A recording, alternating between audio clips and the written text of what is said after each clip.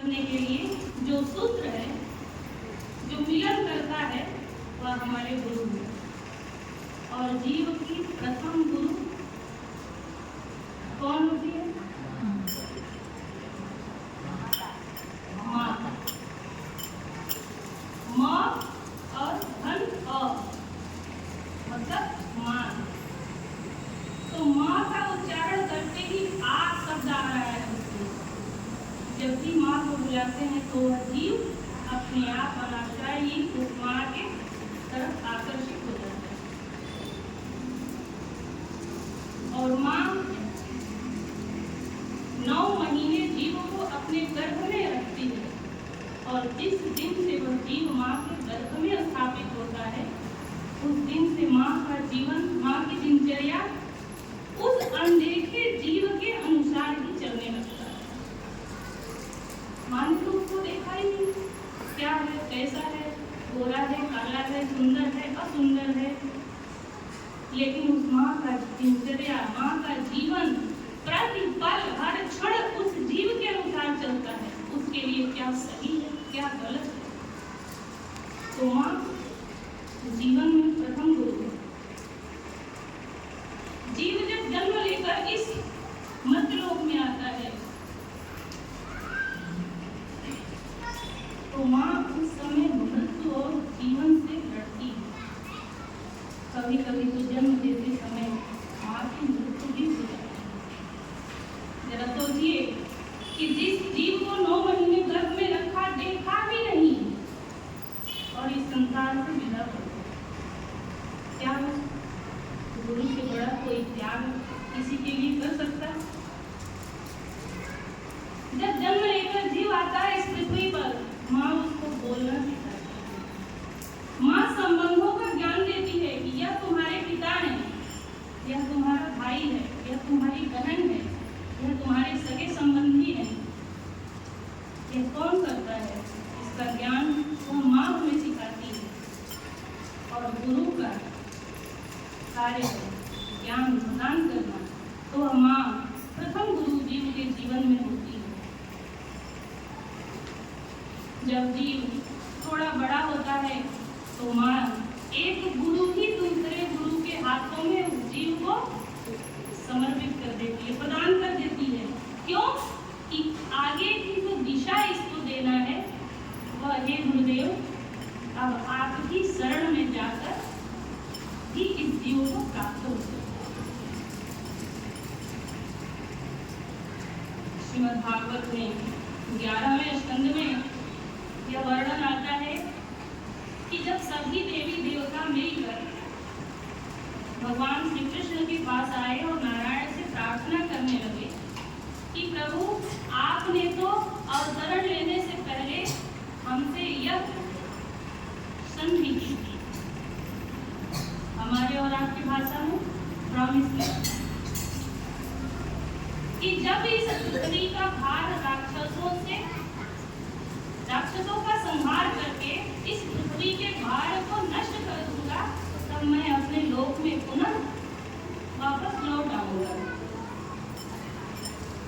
तो अब तो सारे राक्षसों का वध हो गया, महाभारत का युद्ध भी समाप्त हो गया, आपका कार्यकाल समाप्त हो गया। तो नारायण, अब आप अपने लोक में आइए।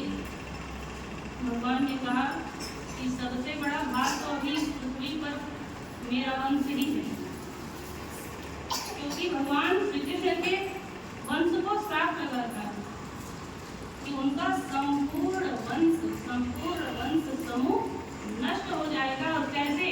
उनकी आंखों के सामने, उनके नेत्रों के सामने देखते ही देखते संपूर्ण वंश समाप्त हो जाएगा। तो भगवान ने सोचा कि राक्षसों का संहार कर दिया, लेकिन सबसे बड़ा पृथ्वी पर भार तो हमारा ही वंश है, अभी तो उसकी समाप्ति हुई ही नहीं। लेकिन यह बात उनके परम मित्र, परम सखा उद्धव जी को पता चल गई कि भगवान नारायण अब चले जाएंगे, हम सबको छोड़कर। भगवान कृष्ण के पास आए और कहे कि नारायण, क्या तुम मुझे छोड़कर चले जाओ? कृष्ण ने कहा कि उद्धव, तुम यह प्रश्न मुझसे कर रहे हो कि मैं छोड़कर चला जाऊंगा। मैं तो न कभी आता हूँ और ना ही मैं कभी जाता हूँ। मैं तो आता ही नहीं और मैं तो जाता भी नहीं। हमारी दृष्टि जब उस ईश्वर को देखने लगती है आध्यात्म योग के द्वारा, तो हमें यह आभास होता है कि ईश्वर यहाँ है। और संसार के चक्र में फंसकर पढ़कर जब हमारी दृष्टि देख नहीं पाती, तो हम कहते हैं कि ईश्वर नहीं। और उद्धव जी को तो ज्ञान का भान था, उनको तो संपूर्ण ज्ञान प्राप्त था। तो उद्धव जी ने प्रश्न किया कि हे कन्हैया, यदि मैं जंगल में जाकर तुम्हारी बात मानकर, यदि मैं जंगल में जाकर तपस्या करूं, सन्यासी बन जाऊं, तो क्या सन्यासी धर्म का पालन हो सकता है? इस पर भगवान कृष्ण ने उद्धव जी से कहा कि हे उद्धव, इसका उत्तर यदि तुम्हें प्राप्त करना हो तो तुम जंगल में जाओ। और जब जंगल में गए तो क्या देखा कि एक हृष्ट पुष्ट बालक एक वृक्ष के नीचे समाधि लगाकर बैठा हुआ है।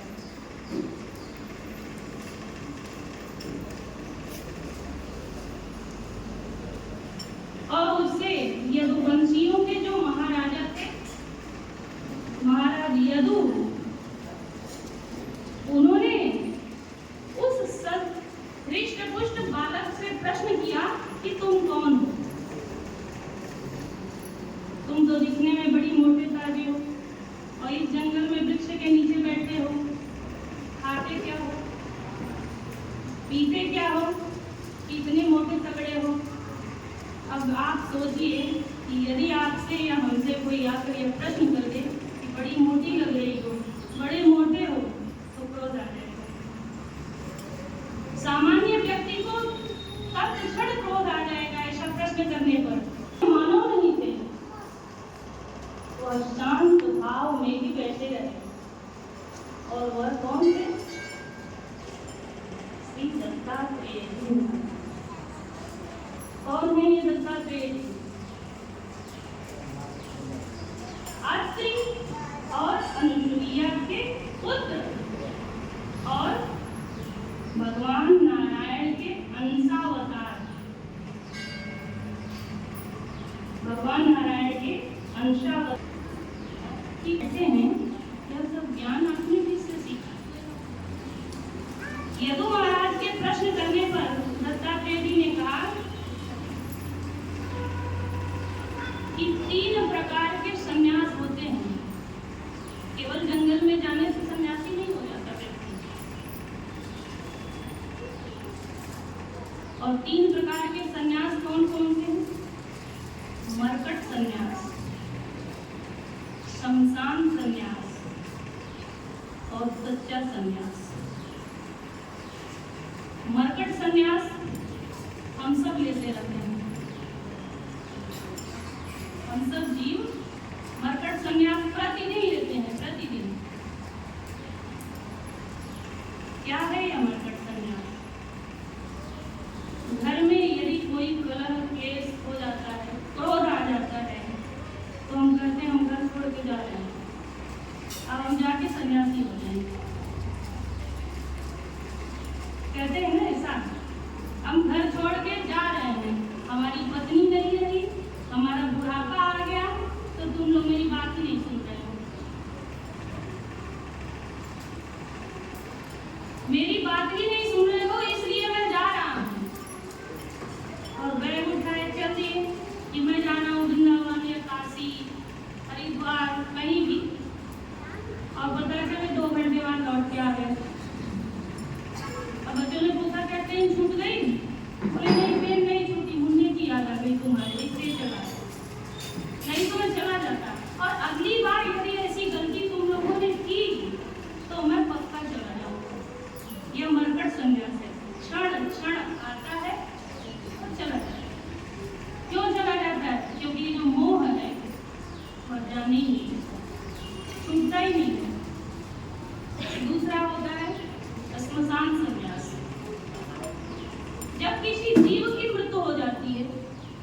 व्यक्ति की मृत्यु हो जाती है। मृत्यु तो किसी जीव की होती ही नहीं है, क्योंकि आत्मा तो ईश्वर अंश जीव अविनाशी, शरीर की मृत्यु होती है। और जब इस शरीर की मृत्यु हो जाती है, यह आत्मा इस शरीर को छोड़कर निकल जाता है और हम उस व्यक्ति के शव के साथ जब स्मशान में जाते हैं और उस स्मशान में राम नाम सत्य है बोलते हुए जाते हैं। तो राम नाम सत्य है। शव यात्रा प्रारंभ हुई तब से, और उस स्मशान घाट में जब उस शव का दाह संस्कार हो रहा है, चिता को जलाया जा रहा है, तो उस समय हमारे मन में एक ही भाव आता है कि राम नाम के अलावा कुछ सत्य है ही नहीं, और हमारा भी तो यही गति होगा, हमारी भी यही गति होने वाली है जो इस व्यक्ति की होगी। यह भाव हमारे मन में आता है। उस समय जो वैराग्य उत्पन्न होता है जीवन में, वह स्मशान वैराग्य होता है। हमको लगता है सब कुछ बेकार है, यह धन संपत्ति सब बेकार है। सत्य तो यही है कि एक दिन हम भी जलकर राख हो जाएंगे, इस पंच तत्व में विलीन हो जाएंगे। सत्य केवल राम का नाम ही।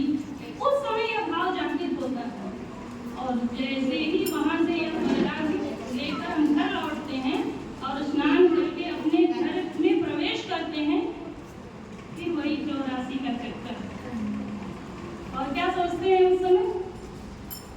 मरने वाले को भी रात के 11 बजे ही मरना था। उस समय भाव आ जाता है। वहां सोचा स्मशान में कि राम नाम सत्य है, यही गति हमारी भी होने वाली है। और जैसे ही वहां से आए, वह स्मशान वैराग्य का भाव वहीं रुक गया, और घर के अंदर प्रवेश करते ही मरने वाले को रात के 11 बजे मरना चाहिए, समय देख के मरा होता। ठंडी का टाइम है, मैं गया स्नान में नहा के आया, बीमार पड़ जाऊंगा, वो तो गया, साथ साथ मैं भी परेशान। ये भाव आ जाता है व्यक्ति के हृदय में। और एक होता है सच्चा वैराग्य। तीसरा वैराग्य सच्चा वैराग्य होता है। सच्चा वैराग्य यह है कि ईश्वर ही सत्य है। यह संसार का जो चक्र है, जिस इस सृष्टि को जो चला रहा है, वह ईश्वर ही सत्य है। और हमें उस ईश्वर को प्राप्त करने के लिए, उस भगवत प्राप्ति के लिए तत्क्षण हर पल लगे रहना चाहिए। तो जब यदु महाराज ने प्रश्न किया दत्तात्रेय जी से, तो उन्होंने कहा कि हमने तो अपने जीवन में 24 गुरु बनाए। अब तो उनको चक्कर आने लगा। 24 गुरु, एक दो गुरु का तो मान ही नहीं रख पाते हम लोग। रख पाते हैं? 3 प्रकार के गुरु होते हैं। 3 प्रकार के। प्रथम गुरु जो पुरोहित होते हैं, हमारे कुल के जो पुरोहित गुरु होते हैं, प्रथम गुरु। पुरोहित का अर्थ ही है पुरो अग्रे हितम सोचम इत्यदि पुरोहितम, अर्थात जो यजमान का आगे आगे हित सोचता है, वह पुरोहित। तो जो हमारे कुल में, हमारे परिवार का, जैसे बालक जन्म ले लिया, नामकरण संस्कार, मुंडन संस्कार, उपनयन संस्कार, पाणी ग्रहण संस्कार, और अंत में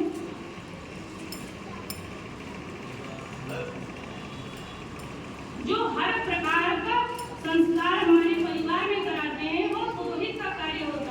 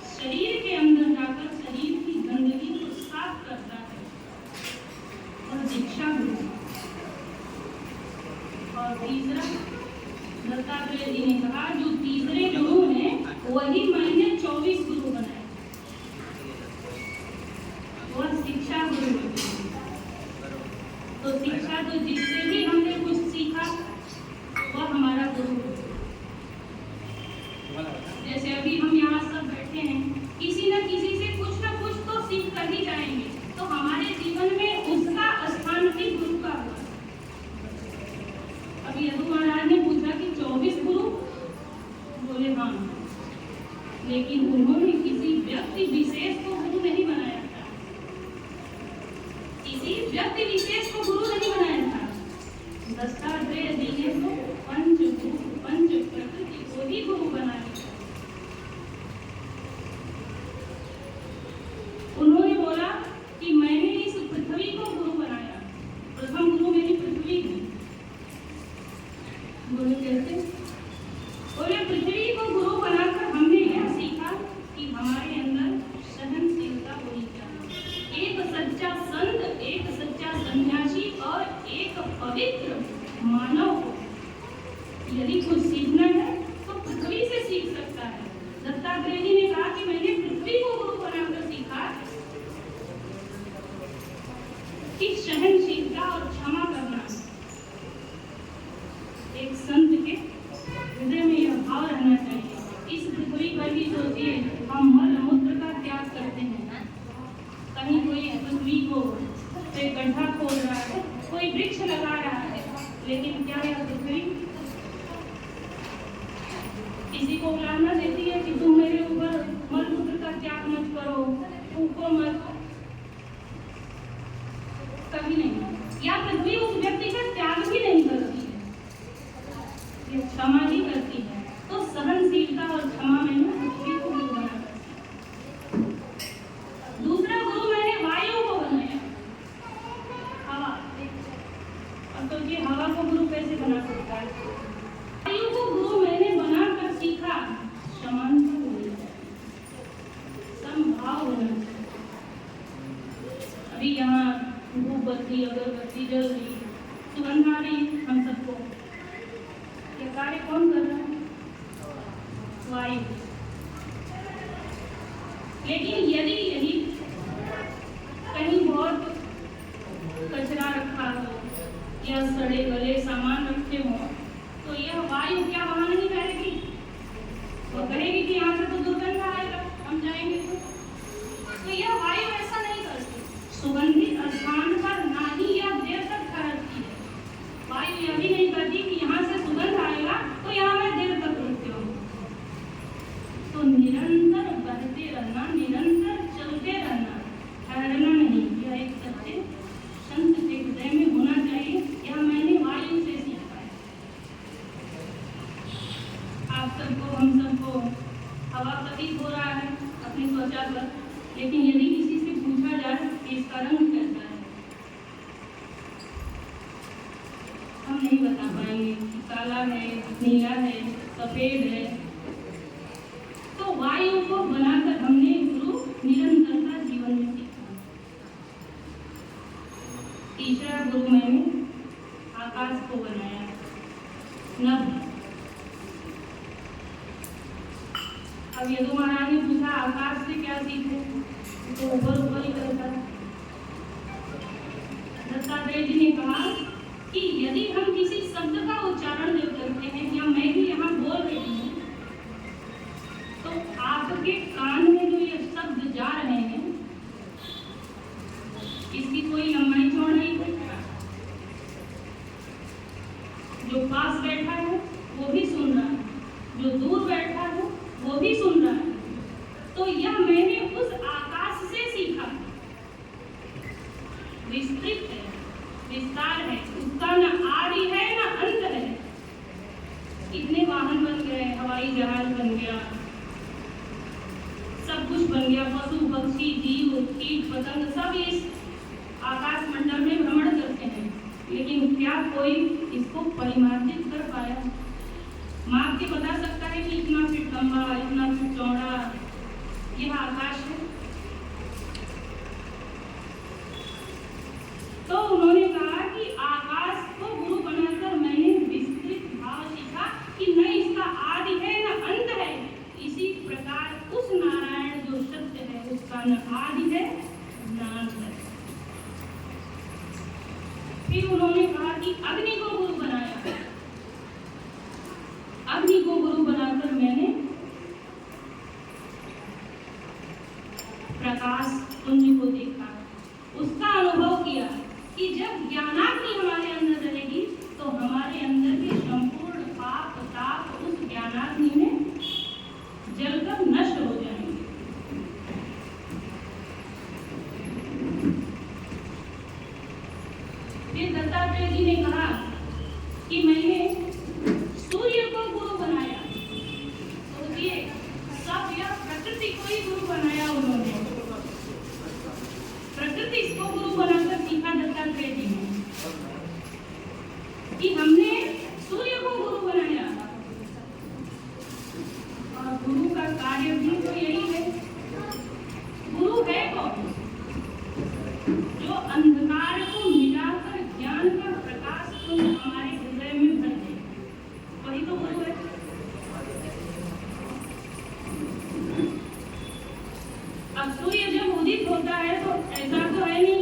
किसी कोने में उसका प्रकाश नहीं जाता,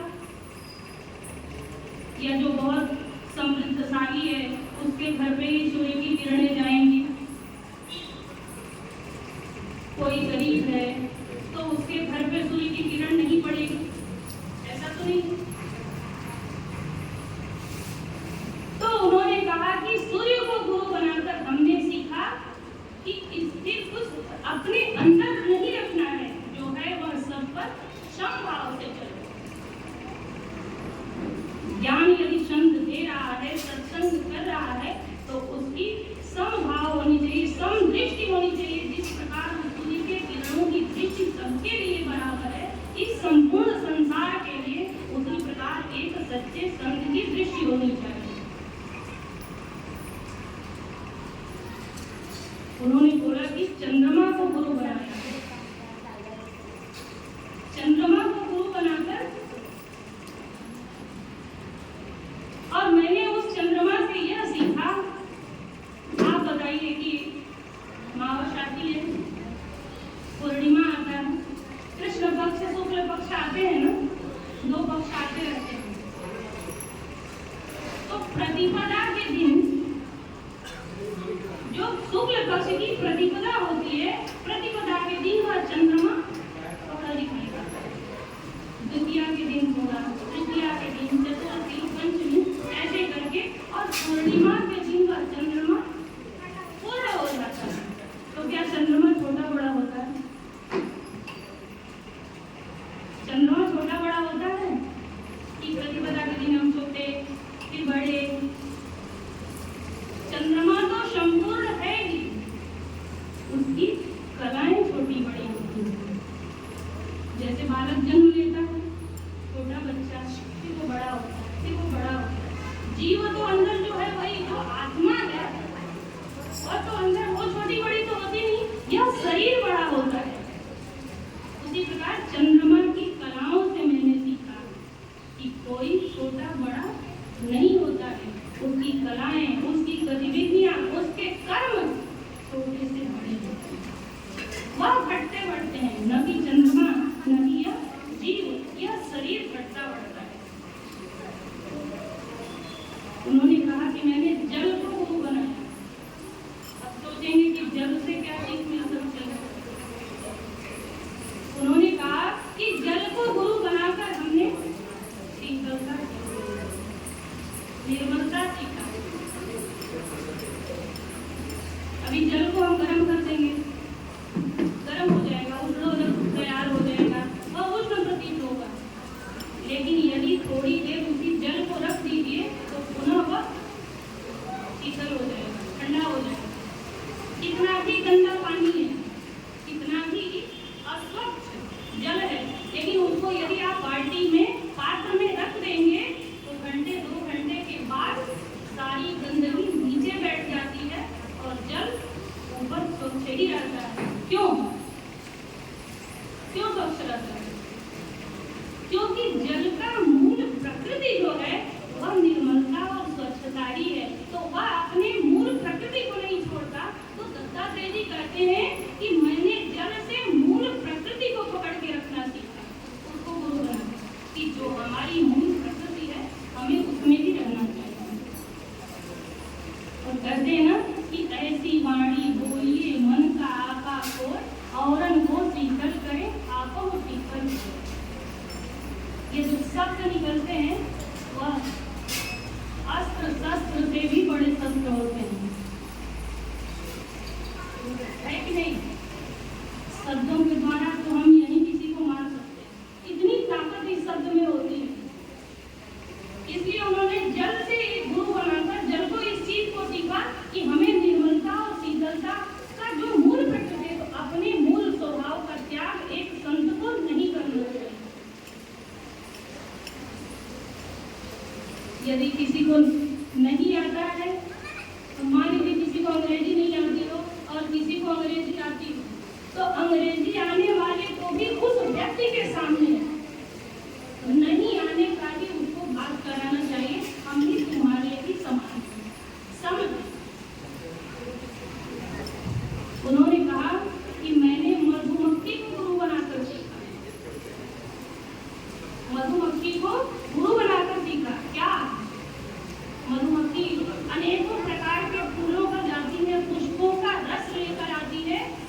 और एक बड़ा छत्ता तैयार कर देती है। वह संपूर्ण संसार में विचरण करके भिन्न भिन्न प्रकार के पुष्पों से रस को एकत्रित करके लाती है और उस छत्ते में इकट्ठा करती है। और जब वह मधुमक्खी का छत्ता रस से भर जाता है तो कोई व्यक्ति खंभा तोड़ कर आया और काट के ले गया। अब उस रस का पान तो मधुमक्खी कर ही नहीं पाई, तो दत्तात्रेय जी कहते हैं कि उस मधुमक्खी को गुरु बनाकर हमने यह सीखा कि संग्रह मत कर, संग्रह मत कर। आज हम संग्रहित करते हैं सब, किसके लिए? हम तो चले गए यहाँ से, ले गए कुत्ता। उन्होंने कहा कि अजगर को भी गुरु बनाया मैंने। अजगर, और अजगर को गुरु बनाकर क्या सीखा?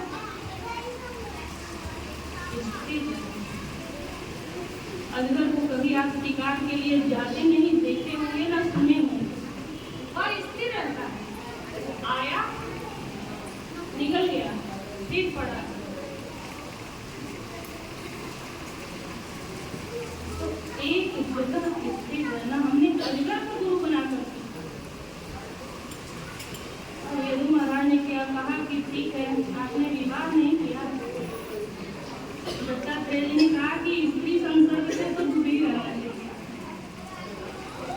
जबकि ऐसा है नहीं कलयुग में। क्यों? हमें धर्म पत्नी से संबोधित किया गया है स्त्रियों को। धर्मपति कहीं नहीं सुना होगा आपने, सुना है?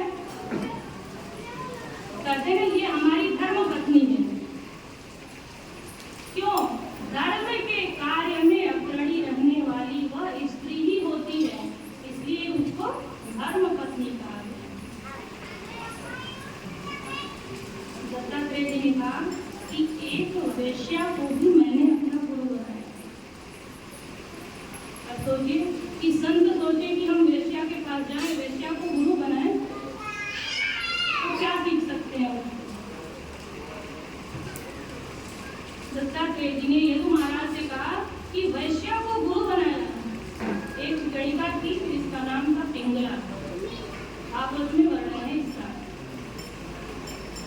पिंगला प्रतिदिन सुबह 4 बजे उठती, स्नान करके और सुंदर सुंदर वस्त्र पहन के, फूलों से गजरा लगाकर, नेत्रों में काजल लगाकर भिन्न भिन्न प्रकार से अपने शरीर को सजाती है और वह कोठे पर बैठ जाती है कि कोई पुरुष आएगा, कोई राजा आएगा। लेकिन सुबह से शाम हो गई, कोई नहीं आया।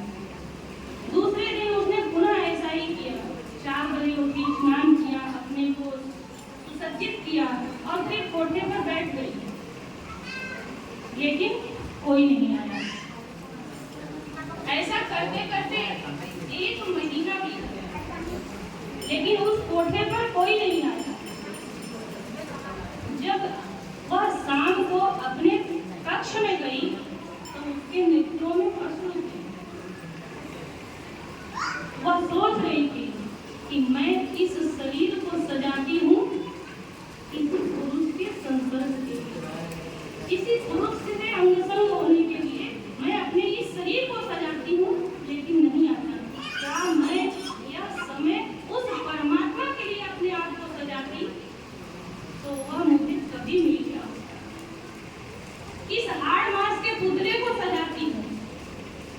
तो वैश्या को गुरु बनाकर मैंने सीखा कि इस शरीर का भान मत करो, यह तो अस्थि बंजर है। आज नवयुवती है, नौजवान है, तो कल वृद्धावस्था को प्राप्त होकर तो यही शरीर जर्जर हो जाएगा। लेकिन जो इसके द्वारा हमने कर्म किया है, उसका फल तो मुझे कर्म के अनुसार ही भुगतना पड़ेगा। यह मैंने उस वैश्या को गुरु बनाकर सीखा। उन्होंने कहा कि एक कुंवारी कन्या को मैंने गुरु बनाया। तो कि एक पुरुष और एक कुंवारी कन्या उससे क्या सीख सकते? दत्तात्रेय जी ने कहा कि एक कन्या की एक छोटी सी कथा है, उसके विवाह के लिए उसके माता पिता उद्यत थे। वर पक्ष से उस कन्या के होने वाले सास ससुर आए उस कन्या को देखने के लिए, और कन्या इतनी सुंदर थी, इतनी रूपवती थी कि उसके ससुर जी ने उसको देखते ही पसंद कर लिया और कहा कि तुम मेरी बहू बन गई, आज तो मैं बहू के हाथ का ही भोजन करके जाऊंगा। उस कन्या के पिता ने कहा कि बेटी भोजन बनाओ। जब वह कन्या घर में गई, अंदर गई, तो उसने देखा कि कुछ सामग्री है ही नहीं, कोई खाद्य सामग्री घर में नहीं है, तो मैं क्या बनाऊं?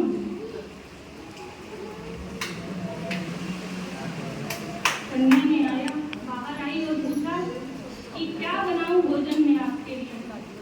उसके ससुर ने कहा बेटी कुछ नहीं, चावल हो तो भात बना दो, दही चावल खा लेंगे।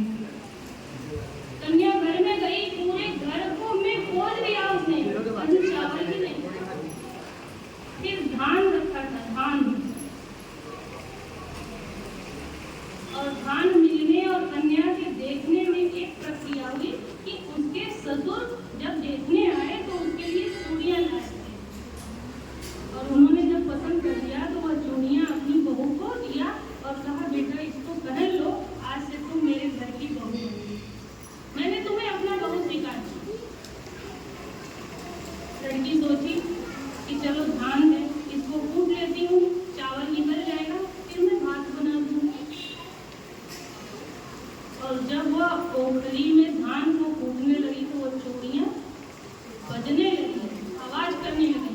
तो कन्या सोची कि मेरे पिता की इज्जत चली जाएगी, बाहर मेरे चूड़ियों की आवाज जाएगी तो हमारे ससुराल पक्ष वाले सोचेंगे कि इसके घर में खाने के लिए अन्न भी नहीं, चावल का दाना भी नहीं।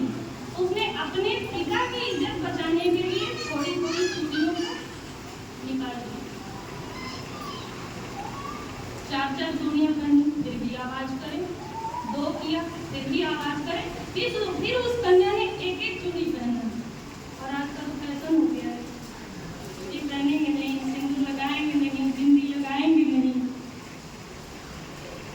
कलयुग का फैशन है। लेकिन उस कन्या ने सोचा कि यदि सारी चूड़ियां उतार दूंगी तो यह मेरे सुहाग का प्रतीक है, तो उसका भी मान रखना है और अपने पिता की इज्जत का भी मान रखना है। उसने एक एक कांच की चूड़ियां हाथों में पहनी और धान को कूटा। दत्तात्रेय जी ने कहा कि उस कन्या से मैंने यह सीखा कि अकेले एकांत में भजन कीर्तन उस भगवान का नाम जप करना चाहिए, क्योंकि जब संग्रह में रहेंगे तो आवाज होगा, कोई कुछ बोलेगा, कोई कुछ बोलेगा, तो आप उस ईश्वर की आराधना नहीं कर सकते। सत्संग करिए, संग्रह में। कहते हैं कि नाम जब एकांत में करना चाहिए। पढ़ाई विद्या 2, समूह 2 हो जाता है तो फिर लड़ाई हो जाता है, झगड़ा हो जाता है। तो दत्तात्रेय जी ने कहा कि उस कन्या को गुरु बनाकर हमने यह सीखा कि उस ईश्वर का भजन करो, उस ईश्वर का नाम जप करो, ध्यान करो, उसके लिए एकांत एक संत का यही लक्षण है। दत्तात्रेय जी ने कहा कि एक बालक को भी मैंने गुरु बनाया है। अब ये नन्हा बालक आपकी गोद में बैठा है, आप इसको एक थप्पड़ मार दीजिए, रोने लग जाएगा, आप तुरंत एक लड्डू दीजिए, चुप हो जाएगा। उस बालक से यह सीखे। अब आप बताइए, यदि ये रोने लगा, हंसने लगा, तो आप क्या सीख सकते हैं? इसके मन में क्या भाव है? बच्चे परेशान करते हैं, हम लोग थप्पड़ से लगाते हैं, माएँ लगाती हैं, फिर चॉकलेट देके चुप भी करा देते हैं। कुछ मतलब खिलौने, चॉकलेट, मिठाइयाँ कुछ भी देके हम चुप करा देते हैं, वो बच्चा चुप भी हो जाता है।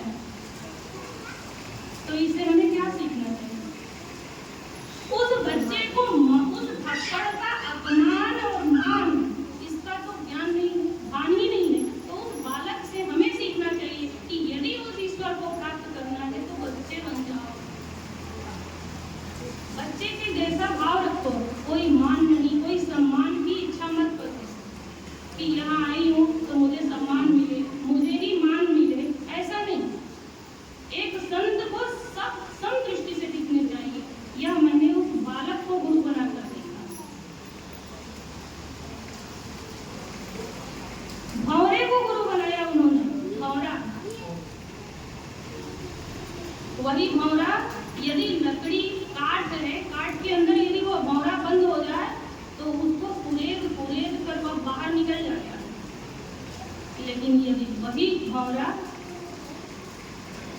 कमल के फूल के अंदर बंद हो जाता है तो वह नहीं निकल पाता। क्यों? क्योंकि उसके रस के आनंद को लेने में वो इतना मगन हो जाता है कि वह भूल जाता है कि सूर्यास्त होते ही कमल की पंखुड़ियां बंद हो जाएंगी और पुनः सूर्यास्त जब सूर्योदय होगा तभी यह खुलेंगी। लेकिन क्या उतनी देर तक वह दे पाएगा? यह भूल जाता है वो। उसी प्रकार हमें उस ईश्वर का नाम जप करते समय अपने आप को भी भूल जाना चाहिए कि हमारी क्या गति होने वाली है।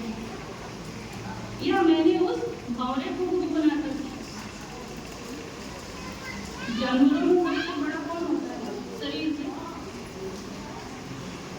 शरीर से सबसे बड़ा कौन होता है? हाथी, गजराज सबसे बड़े, सबसे मोटा तगड़ा वजन वाला। दत्तात्रेय जी ने कहा कि हाथी को भी गुरु बनाया मैंने। तो हाथी क्या सिखाएगा जो खुद ही इतना वजन वाला है? आसक्ति नहीं होनी चाहिए किसी भी चीज में। या मैंने हाथी से सीखा। हाथी सबसे बुद्धिमान भी होता है, सबसे बुद्धिमान हाथी होता है। दत्तात्रेय जी ने कहा कि उसको गुरु बनाकर मैंने सीखा। हाथी को यदि आप देखेंगे कभी किसी पुल पर होकर गुजरता है तो पहले एक पैर का वजन दे के देख लेता है कि मेरे भार को यह सहन कर सकता है कि नहीं। सोचिए कितना बुद्धिमान है। लेकिन वही हाथी जब शिकारी हो गज को पकड़ता है तो क्या प्रयत्न करता है? एक गड्ढा खोद देता है, उसके ऊपर हरे पत्ते रख देता है और उस पत्ते के ऊपर काष्ठ की लकड़ी की हथनी बनाकर रख देता है। और उस हथनी को देखकर वह हाथी बुद्धि से विचलित हो जाता है। उसकी बुद्धि उस काठ की हथनी को देख कर भी काम नहीं करता कि यह निर्जीव है। और उस हथनी को देखकर वह उसकी तरफ भागने लगता है, दौड़ने लगता है। और जैसे ही उस हथनी के पास पहुंचता है, पैर रखता है वह, तो दत्तात्रेय जी ने कहा कि जो संसर्ग की इच्छा है, भोग की इच्छा है, स्पर्श की इच्छा है, जो उसका त्याग एक संत को करना चाहिए। यह मैंने हाथी को गुरु बनाकर सीखा। उन्होंने कहा कि हिरण को गुरु बनाया मैं। हिरण को बोले हिरण से क्या सीख मिल गई? दत्तात्रेय जी ने कहा कि सच्चे संत को कभी भी नायक नायिकाओं के वर्णन को नहीं सुनना चाहिए या ऐसे गानों को नहीं सुनना चाहिए, ऐसे भजनानंद में नहीं पढ़ना चाहिए जिसमें प्रेमी प्रेमिकाओं के मिलन का भजन हो। सच्चे संत को, क्योंकि हिरण जो होता है सबसे तीव्र गति से भागता है, शेर को भी चकमा दे देता है हिरण। लेकिन वही हिरण यदि आप बंसी बजाएंगे तो वह भूल कर आपके पास चला आएगा और पकड़ जाता है।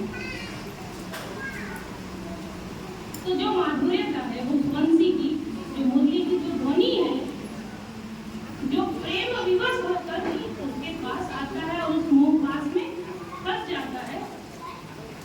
दूसरा सीख मैंने हिरण से यह सीखा कि उसकी नाभि में ही कस्तूरी है और जब वह फूटता है तो उसकी जो सुगंधी बाहर आती है, उसको पाने के लिए वह हिरण पूरे जंगल में भटकता है। कहते हैं कि कस्तूरी कुंडल से मृग से ढूंढे वनमान, ऐसे घट राम को दुनिया देखे ना। तो मैंने हिरण को गुरु बनाकर यही सीखा कि हर क्षण, हर पल, हर जगह ईश्वर विद्यमान है। तो हमें चिंतन प्रतिपल उस ईश्वर का करना चाहिए। वह हमारे अंदर ही है, कहीं और नहीं है। जैसे कस्तूरी हिरण के अंदर ही है ना, उसकी नाभि में ही है, लेकिन वो पूरे जंगल में ढूंढता है। ईश्वर तो हमारे अंदर ही है। और भगवान ने तो कहा भी है, भगवान ने कहा है कि मेरे रहने का सबसे सुंदर स्थान मनुष्य का हृदय है, क्योंकि वहां वो जाता ही नहीं है, वहां वो मुझे ढूंढता ही नहीं ढूंढता है। वह तीर्थों में चला जाएगा, मंदिरों में जाएगा, 4 धाम कर आएगा, लेकिन जहां मैं निवास करता हूँ उसके हृदय में, वहां वो कभी मुझे नहीं ढूंढ पाएगा। इसलिए उन्होंने अपने रहने का स्थान मनुष्य का हृदय ही बनाया है। तो उन्होंने हिरण को गुरु बनाकर यह सीखा। और अंत में दत्तात्रेय जी ने कहा कि मैंने अपने इस शरीर को ही गुरु बनाया। बोले शरीर को गुरु? बोले हाँ, इस शरीर को गुरु बनाकर सीखा कि स्थिरता, सत्यता इस शरीर में नहीं है, वो ईश्वर ही सत्य है। क्योंकि जीव जन्म लेता है, छोटा बच्चा होता है, फिर युवावस्था होता है, किशोरावस्था होता है, फिर अंततः गत्वा यह शरीर जर्जर होती है, वृद्धावस्था को प्राप्त होता है, और फिर इस शरीर की मृत्यु होती है, न कि आत्मा की। यह शरीर जलता है, आत्मा नहीं। तो यह मैंने इस अपने शरीर को गुरु बनाकर सीखा। इस शरीर का भान नहीं करना चाहिए।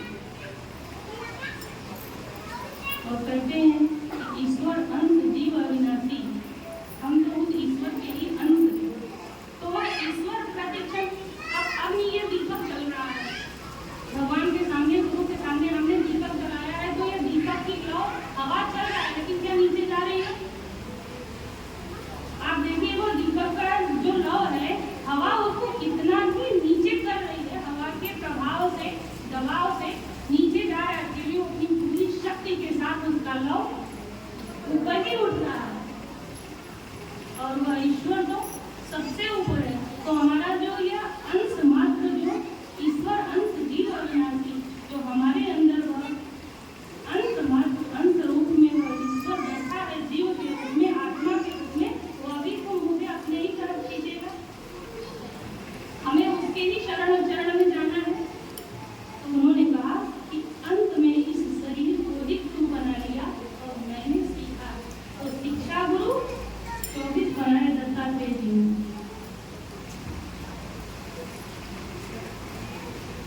यदु महाराज की जो जिज्ञासा थी वह सब शांत हो गई।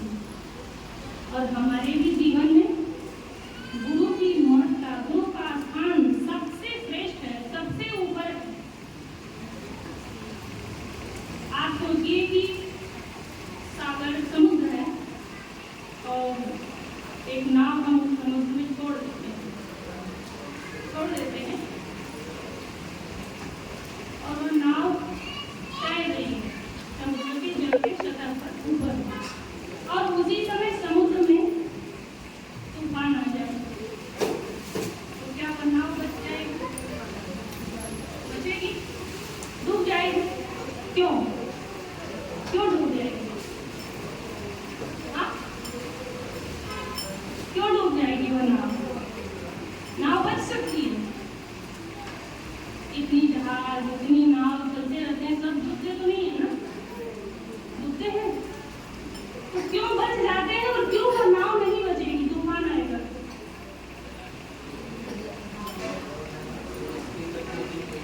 हाँ, क्योंकि उस नाव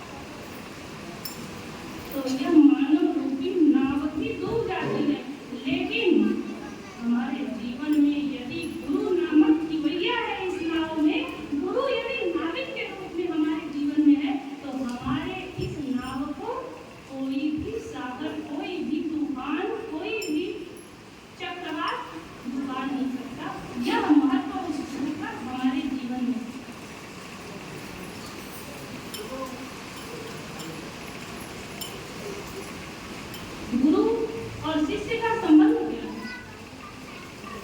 है? अंधकार और प्रकाश।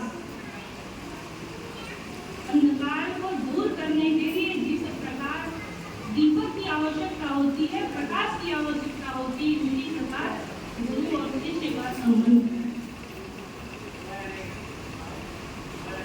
माँ जिस प्रकार इस संसार में वो जीव को लाती है, संबंध बताती है, उसी प्रकार उस माँ के रूप में गुरु का हमारे जीवन में हमारे संबंध, गुरु और शिष्य का संबंध है। प्रकृति का सूर्य से जैसे संबंध, सूर्य की रोशनी के बिना, सूर्य के किरणों के बिना प्रकृति कुछ नहीं कर सकती है। ग्रीष्म ऋतु में, गर्मी के मौसम में, ग्रीष्म ऋतु में जिस प्रकार सूर्य की किरणें नमी को अपने अंदर अवशोषित कर लेता है, खींच लेता है, लेकिन वर्षा ऋतु में वही बारिश के रूप में इसी प्रकृति को प्रदान भी कर देता है। वह सूर्य बरसात के रूप में इस प्रकृति से जो उसने अवशोषित किया, उसको इस प्रकृति को प्रदान कर देता है और यह प्रकृति हरी भरी हो जाती है। वह संबंध गुरु और शिष्य का होता है। बीज हम जमीन के अंदर डालते हैं, कैसा भी पड़ जाता है, बीज को टेढ़ा पड़ गया, ऐसा तो नहीं है ना कि हम बीज बोते हैं जमीन के अंदर एकदम सीधा सिधाई रखते हैं, लेकिन पौधा भी आड़ा टेढ़ा निकलता है, उगता है। लेकिन जिस प्रकार एक किसान उस पौधे की देख रेख करता है और उसको सीधा करता है, अब वृक्ष की टहनियां जैसे कोई टेढ़ी हो गई तो उसको काट देता है, फिर उसको सीधा करता है और वह पौधा बढ़ता जाता है। ठीक उसी प्रकार गुरु और शिष्य का संबंध होता है कि जो ज्ञान रूपी बीज इस शिष्य के अंदर डालता है, उसी बीज के द्वारा शिष्य एक जीता जागता पौधा बनकर तैयार हो जाता है, जो अनेकों प्रकार के जरूरतमंदों को जिसको आवश्यकता है उसकी पूर्ति करता है। तो वह संबंध गुरु और शिष्य का जीवन में दत्तात्रेय जी ने 24 गुरु बनाए थे। हमने तो न जाने कितने गुरु बनाए। क्यों? किसी से भी कुछ यदि हमें सीखने को मिल जाए तो उसे गुरु भाव में स्वीकार करना चाहिए, गुरु रूप में ही उसे देखना चाहिए। चाहे वह छोटा बच्चा हो, वयोवृद्ध हो, नवयुवक हो, नौजवान हो, किसी से भी, जिससे भी हमें कुछ सीखने को मिल जाए, उसे ही हमें गुरु रूप में भाव से उसको देखना चाहिए और उससे वह शिक्षा लेनी चाहिए। तो शिक्षा गुरु अनेकों हो सकते हैं, दीक्षा गुरु एक होते हैं। यदि मैंने जो कुछ भी यहाँ पर बोला, कहा,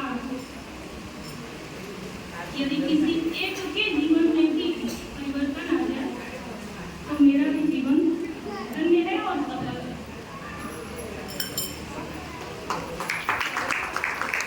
आइए